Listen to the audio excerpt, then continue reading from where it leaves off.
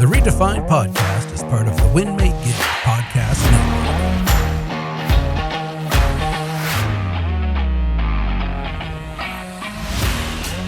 I want you to picture this. It's the 66th floor of a building in downtown Dallas.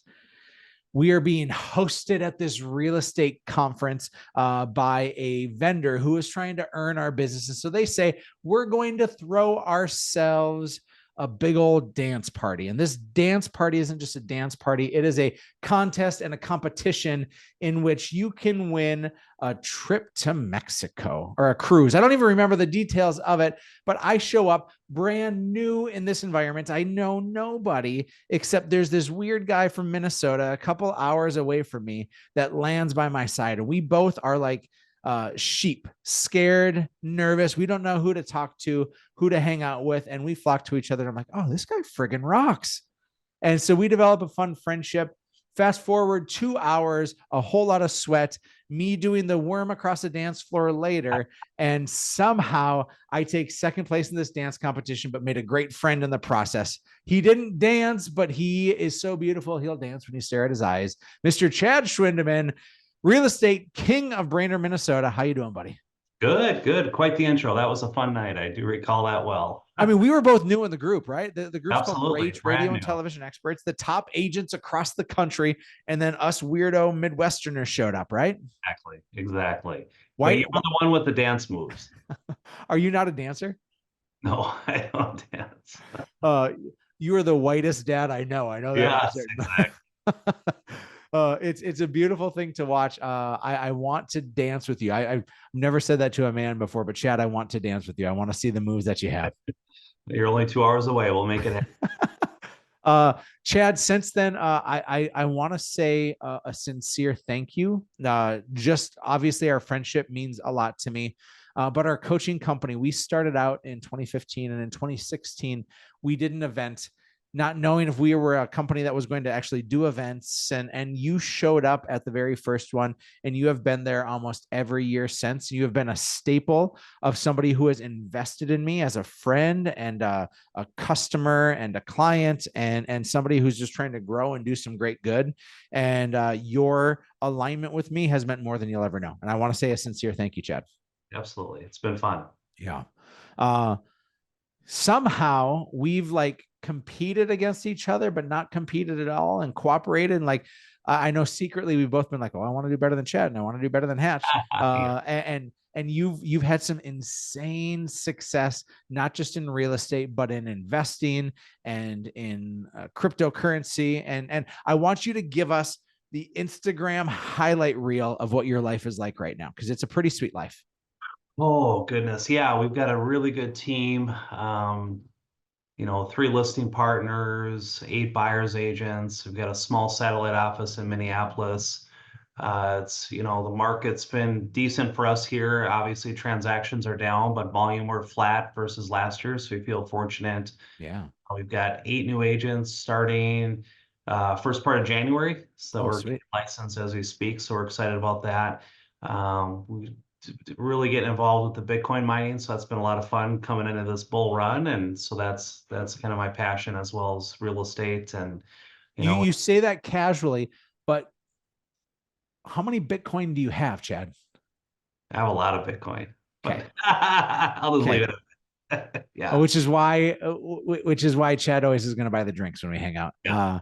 So look at that. He's doing so well. He doesn't even want to say, which I respect wholeheartedly, because of course there's a lot of interesting judgment that comes with someone's success, but it has been a sloppy run to get here. Chad, how many doors do you own? Properties? 82 doors. And do you own all those outright? Yes. Mm-hmm.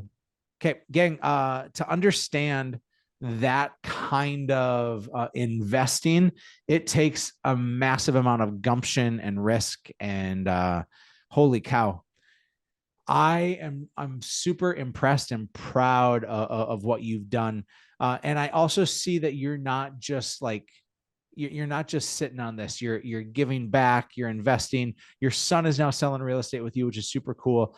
You're going to Timberwolves games, living the best run as the Timberwolves are having their best season ever, right? Like, unbelievable year. Great start to the year.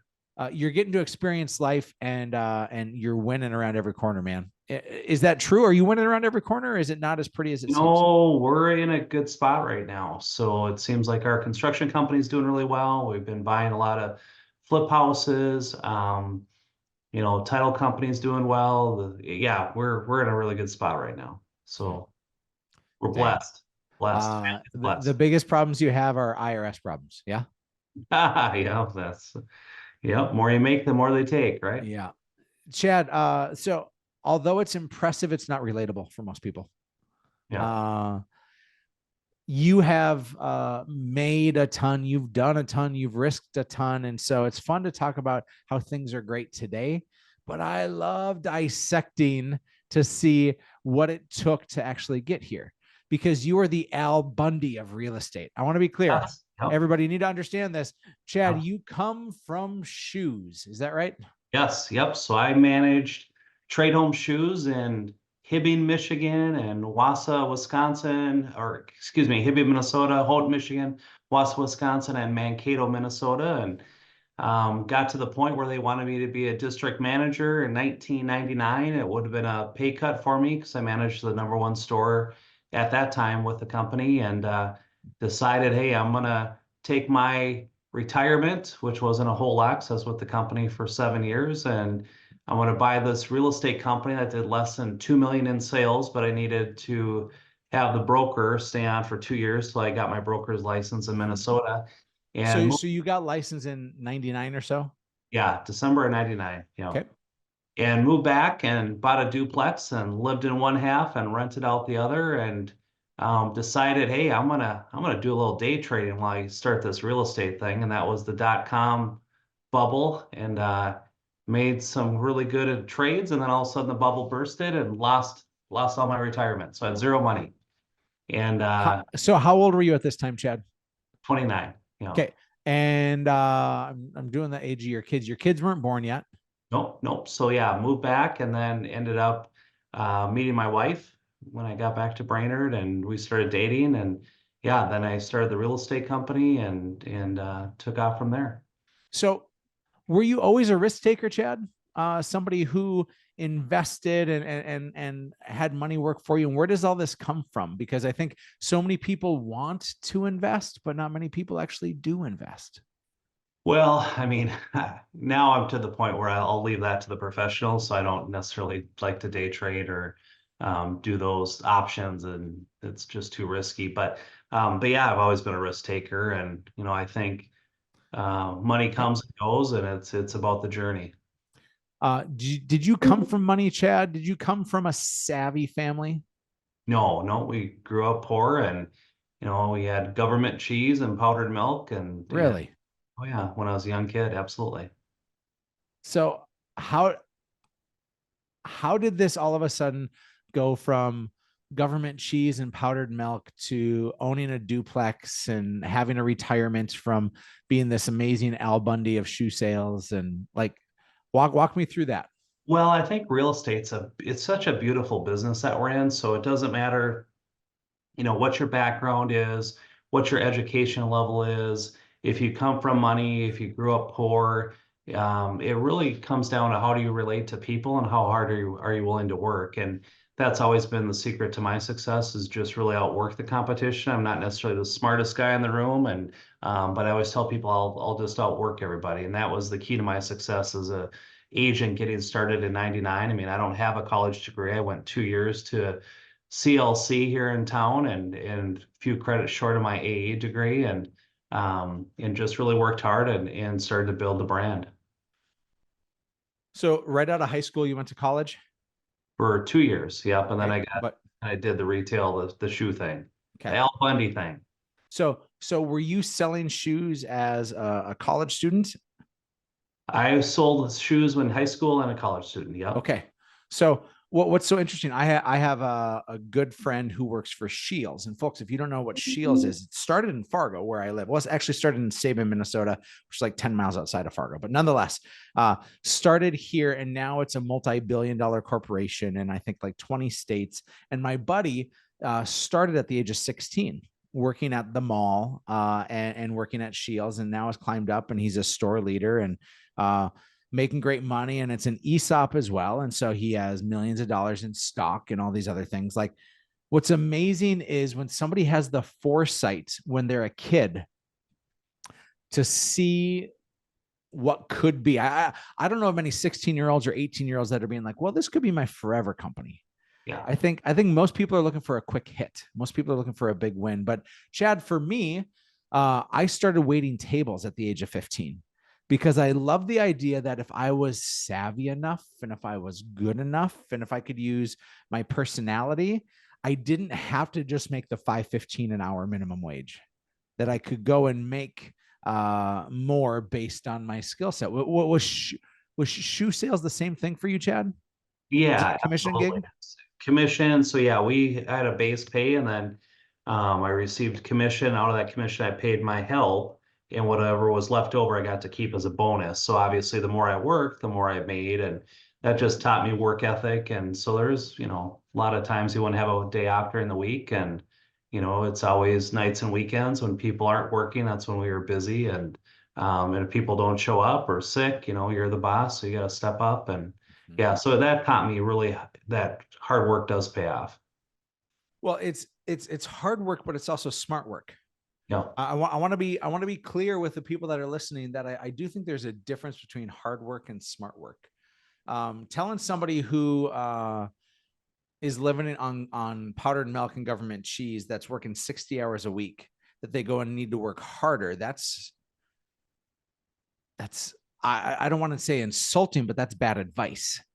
Telling somebody who's working 60 hours a week, like, listen, if you put yourself into a job in which you can make exponentially more and you can work 40 hours instead of 60 hours, or if you're going to do the 60, but let's get you into a position in which you can compound on your skills and your talents. That's much better advice, I think.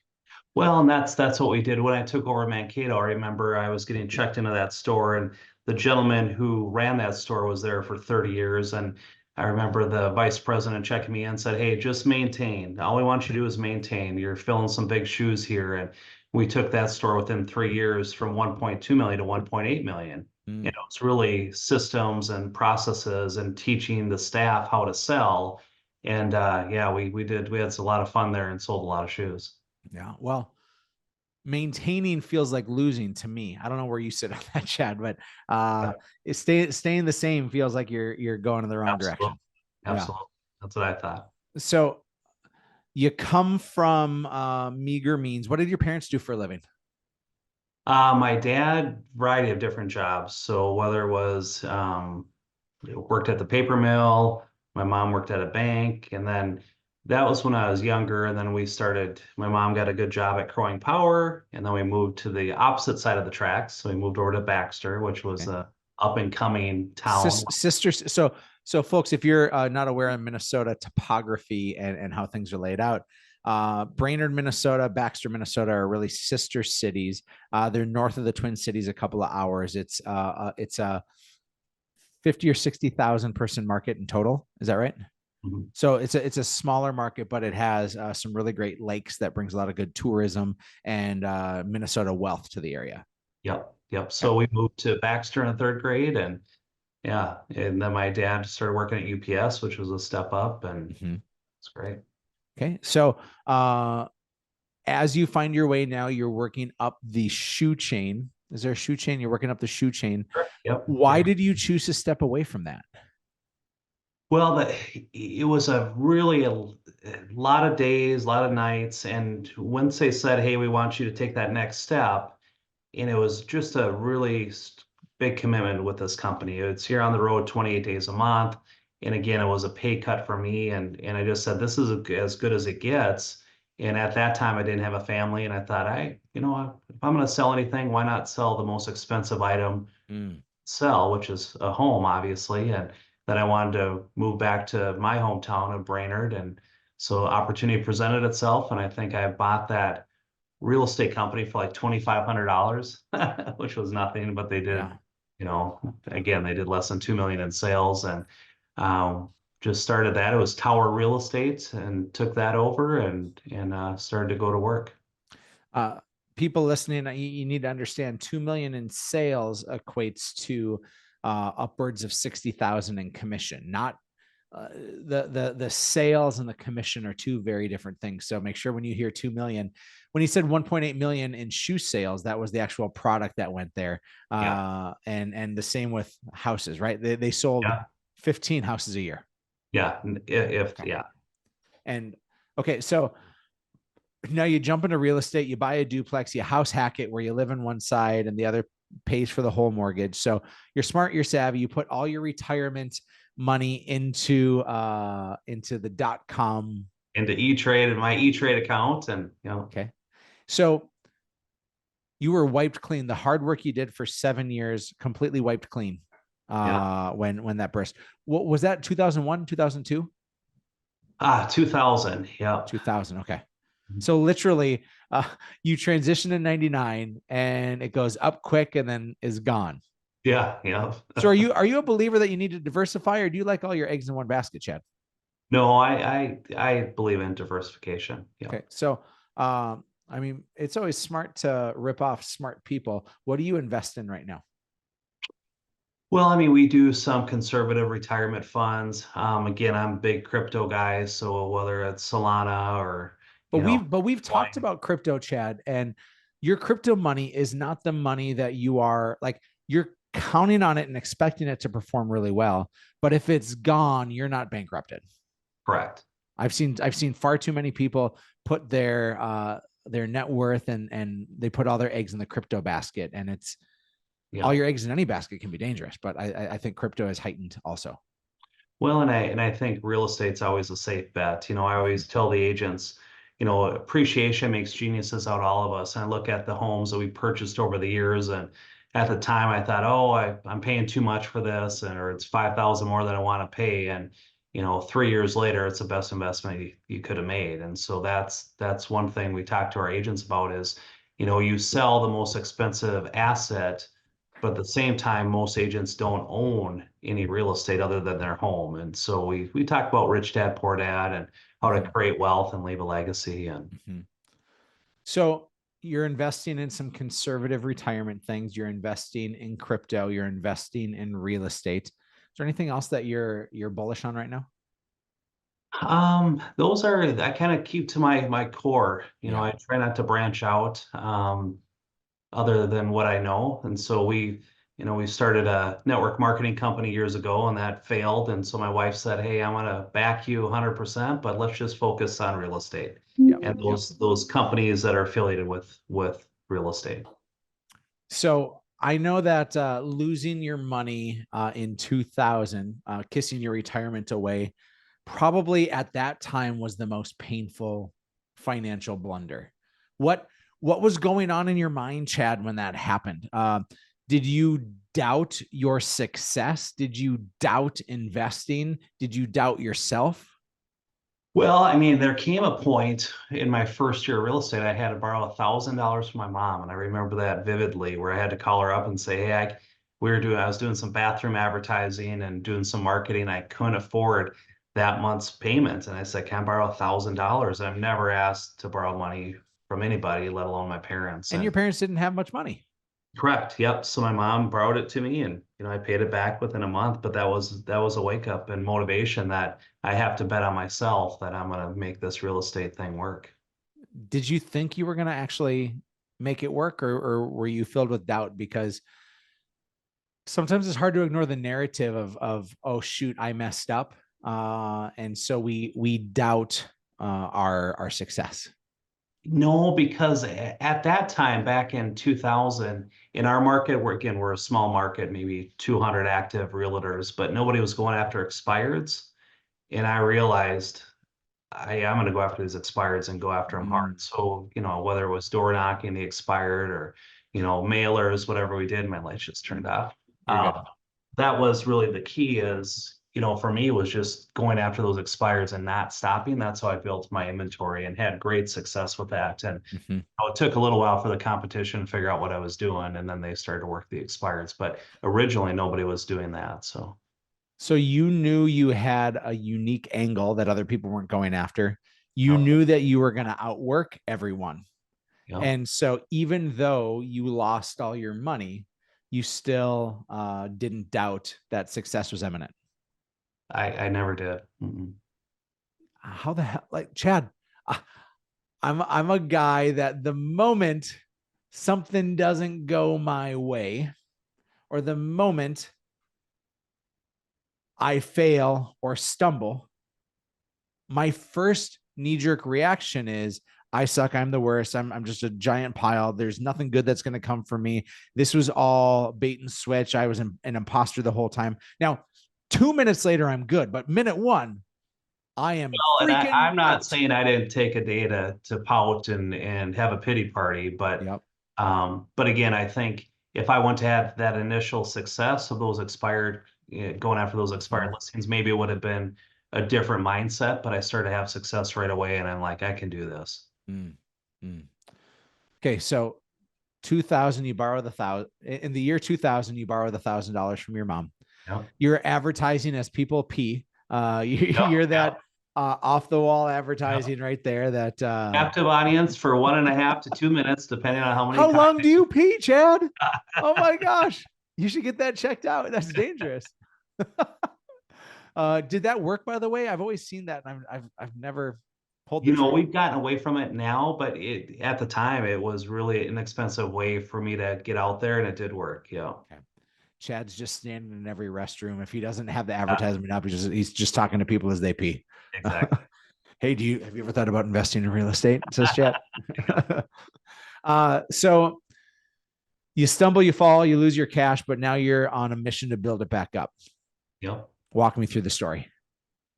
So I ended up bringing on a few partners into Tower Real Estate, and a lot of these guys were ex-trade home guys, ex worked for the shoe company, and so I ended up selling 80% of the company. I owned 20%, brought on four partners, and that obviously helped because I sold that for substantially more than what I bought it for.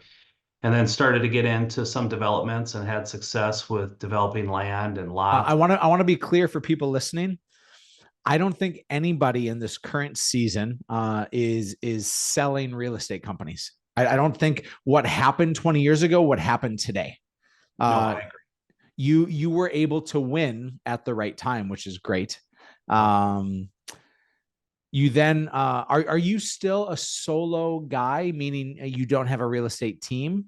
You're selling and developing and all that? Like when did all this Yeah, start to in transpire? probably 2005, I brought on a buyer's agent, had an assistant. So we were still pretty small at that time.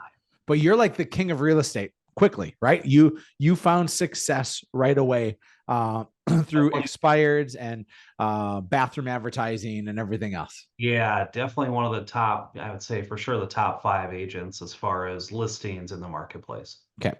While you're getting married, while you're starting your family Yep. in your hometown, but you had been away from it from some time. Yep. Okay. So you start doing development also. How did that go? At the time, it was great. So I'd find land and worked with a surveyor, and we bring in the utilities and bring in the roads, and yeah, I did very well with that. And Was that more lucrative than sales? I would say probably equal to. Okay. Yep. And then Okay. I teamed up with a builder and started to build some spec houses. And Mm-hmm.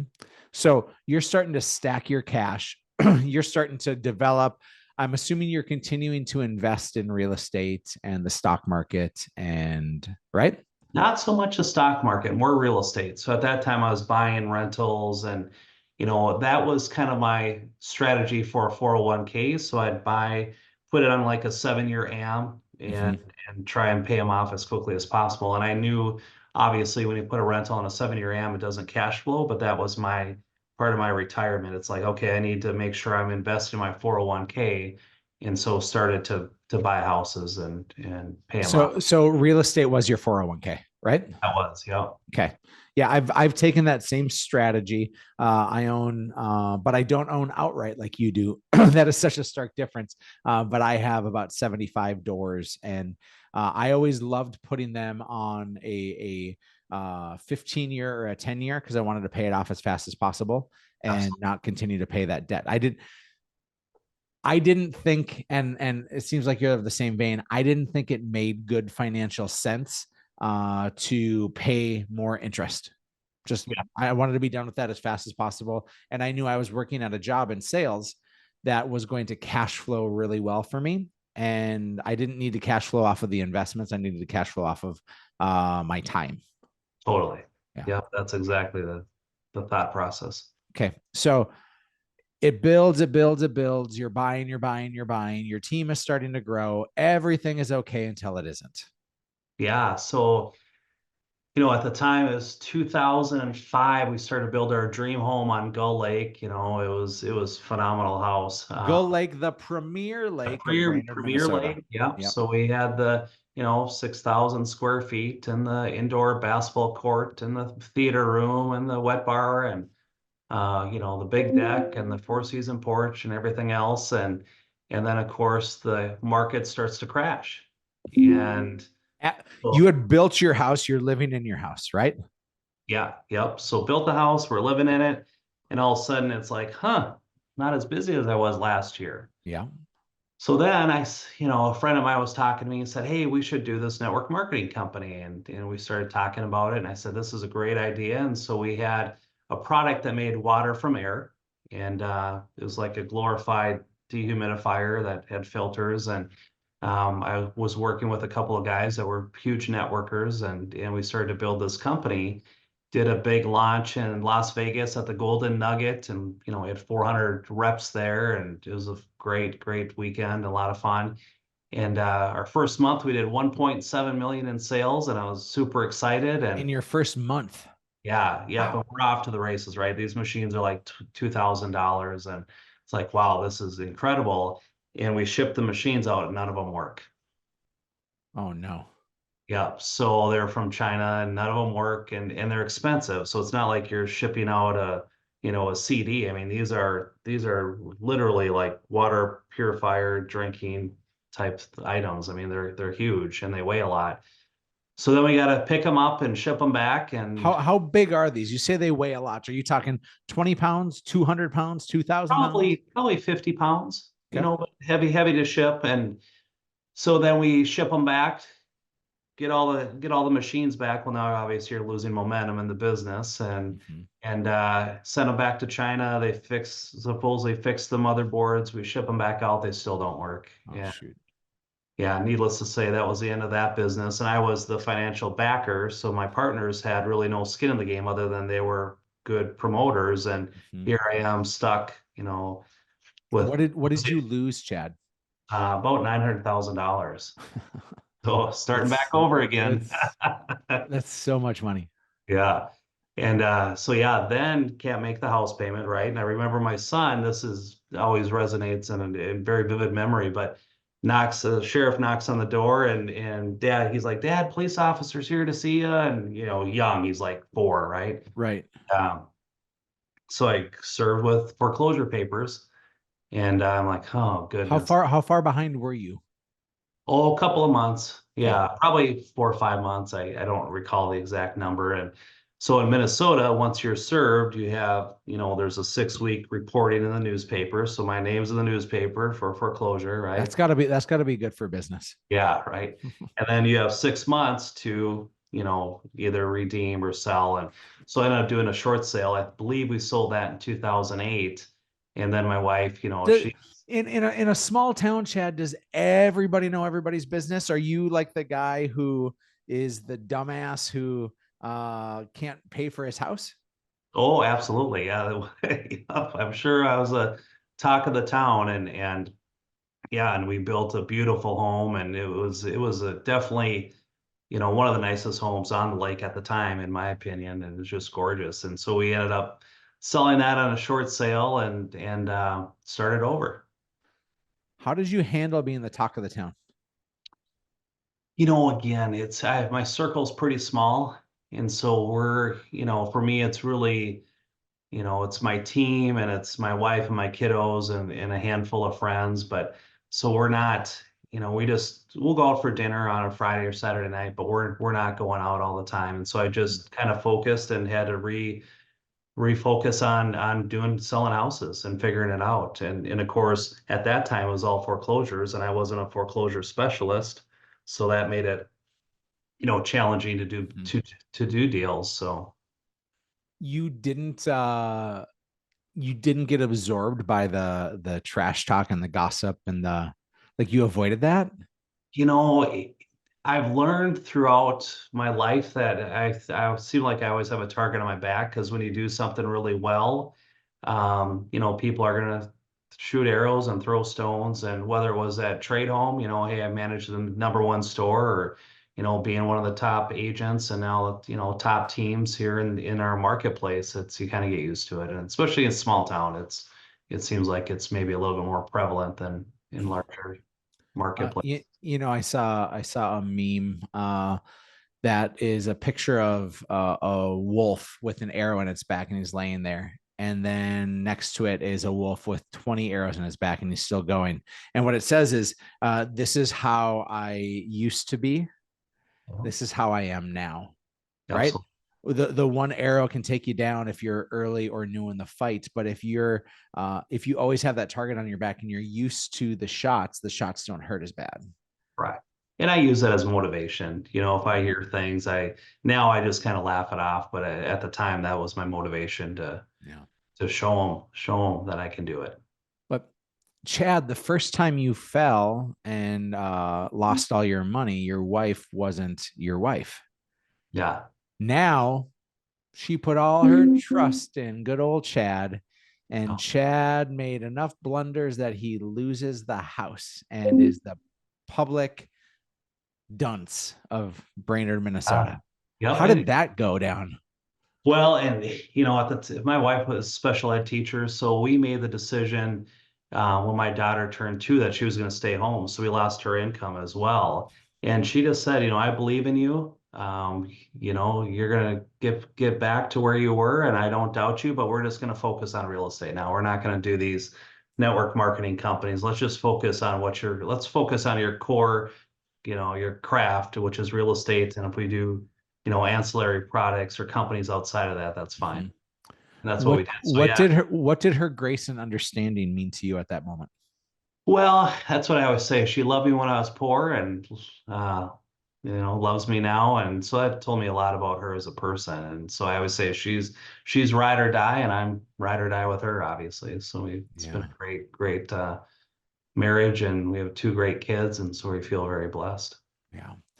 Well, I'm sure that there were some tough days in 2008, 2009. Oh yeah. Uh, Walk me through the emotions you were facing. Because Chad, you're this like kind of even keeled, hard to get rattled kind of guy, but I can't imagine. I've messed up big in business, but I've never lost my house. Yeah. Yeah. That hit when it hits home like that. That's got to shake you, man. What stories are you telling yourself in your head? Well, I mean, I just made the decision.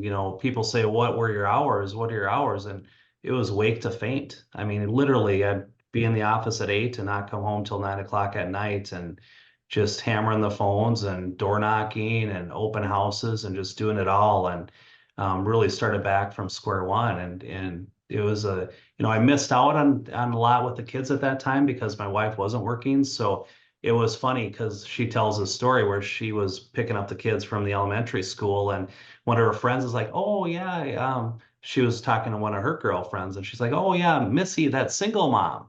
She's like, "No, she's married."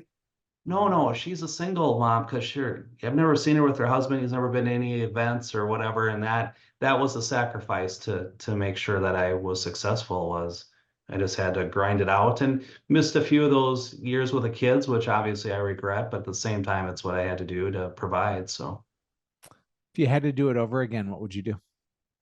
I probably wanted to start the network marketing company. Well, oh, no. I mean, like, not I mean, that's an easy thing. I'm talking about what would you have done differently? Would you have given that much time to get back on the success train, or would you have focused a little more on family and not sacrifice that? I think I would have. It's all worked out tremendously well at this point, and in looking back, I have no regrets. I don't think I'd do anything differently. Again, when you work a lot, I wasn't going out with the boys. I wasn't going out, period. It was family and work, and that's all I did. And so it wasn't like I was still going out partying with the fellas. That just didn't happen. So I don't really have any regrets. I don't think I'd do anything over. So let me ask this, Chad, as a guy who has experienced all sorts of swings in life, what is success for you? What if you were to say, this is what I really, really value, this is what I'm chasing, this is like, what is success? Well, for me, it's obviously, my partner in crime, my wife, we have a great relationship. I look at that, I'm super happy and feel blessed. But my kids are grounded, very appreciative. That's the one thing, is when you start to become successful, you don't want your kids to become entitled and expect things. And, my son got his real estate license, and he was selling houses this summer. And he was an ISA on the phones. A couple of days at 1,000 dials, and he was working 12, 13 hours a day during the summer. And now they both have straight A's at college. My daughter's a junior at St. Ben's. My son's a freshman at St. Thomas. And they're so grateful and such good human beings, and have a really strong faith with Christ. And so that's very rewarding to me, to see how they're growing up as young adults. Yeah. We're skipping a lot of years there, and I think it's okay. I just want to know, how did you climb out of the hole that you were in? Your wife said it's just real estate. That's all we're going to focus on now. Is that how you got out of the hole? Was it just real estate? It was, yeah. We started to do back in 2015. We'd do some fixer uppers, some flips, and I had a couple of contractors I worked with, and started to build a team. And really, probably the last 10 years, well, probably, yeah, 10 years, we've built a pretty solid team and continue to grow that. Yeah, so it's just been really focusing on the real estate, and then, what else can we bring into that model? And so we've done storage units now, which is, we have 211 units we built probably 18 months ago, and those have been a good success for us. Yeah, storage is one of my favorite things to invest in. It's been a lot of fun, and we're seeing more and more units pop up here, but it's been a great success. And it was funny because this was all before COVID, and now to build that facility would be double. It's amazing how materials have gone up. And so just, that was great timing on that. And again, we'll probably buy 40 houses this year, and I've got a construction company with 10 employees. And so we go in and make them look pretty and put them back on the market or keep them. And Chad, it's pretty impressive what you've done. And I'm so glad that you have the success at home, because if you don't have success at home, the success at work doesn't mean jack diddly. Exactly. Yeah. But now my future son-in-law's on the team as well. So he is killing it. And his first full year in the business, he's on pace to do 25, 26 million. And he's doing things. Yeah. Holy cow. Keeping it in the family. Smart man. Folks, if you're in the Brainerd area, you should really check out Chad Schwendeman. He owns that town. I don't know if everybody else would want me to say that, but I know the truth. Chad owns that town, and he's a great friend, and I'm so honored to have you in my life. Folks, that is it for this episode of the Redefine podcast. My name's Eric Hatch, and do me a favor, push that subscribe button. Smash that subscribe button so you can keep getting tuned in to all the episodes we're doing. God bless you. We'll catch you next time on the Flippity Flip.